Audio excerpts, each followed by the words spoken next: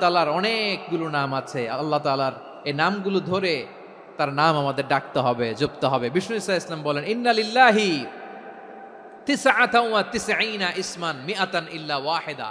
আল্লাহর রয়েছে 99টা নাম, এক কম 100। এক কম, আমরা বাংলায় বলি না যে এক কম 100, মানে আসলে কয়টা? 99টা।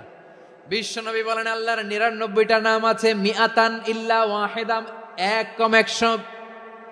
মান আহসাহা দাখালাল জান্নাহ, যে ব্যক্তি 99 নাম মুখস্থ করে তার সিনার ভেতরে রাখবে, আল্লাহ তাআলা তাকে জান্নাত দিয়ে ধন্য করে দেবে।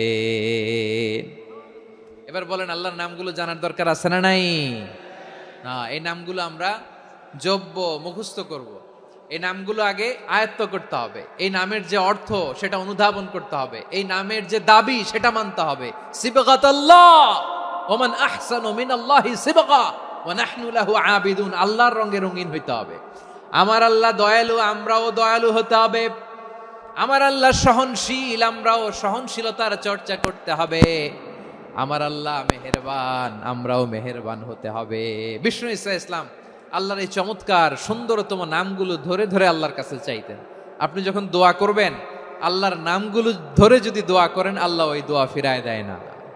সুবহানাল্লাহ বলেন।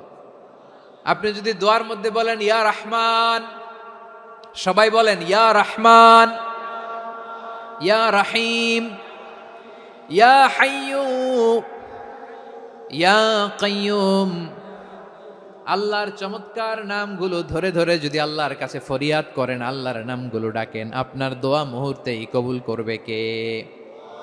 বিষ্ণু ইসলাম এভাবে আল্লাহর নামগুলো ধরে ধরে জিকির করতেন, আল্লাহর নাম জপতেন। তিনি বলতেন, আসআলুকা বিকুল্লি ইসমিন হুয়া লাক, আল্লাহ তোমার যত নাম আছে সব নামের ওসিলায় তোমার কাছে ফরিয়াদ করি, সব নামের ওসিলায়।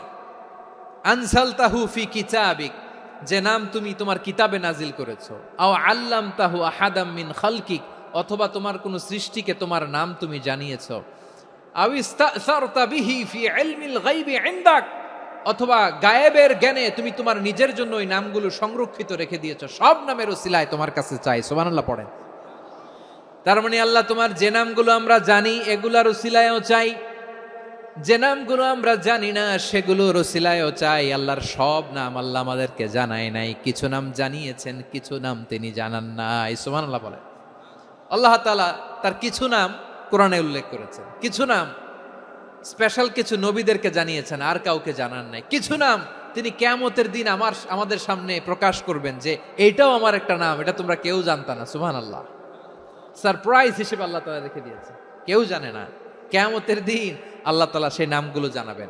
আর কিছু নাম আছে সেই নামগুলো আল্লাহ কোরআনেও বলে নাই, কোন নবীরেও জানায় নাই, কিয়ামতের দিনও সারপ্রাইজ হিসেবেও জানাবে না। ওই নামগুলো স্বয়ং খোদ আল্লাহ ছাড়া কেউ জানে না।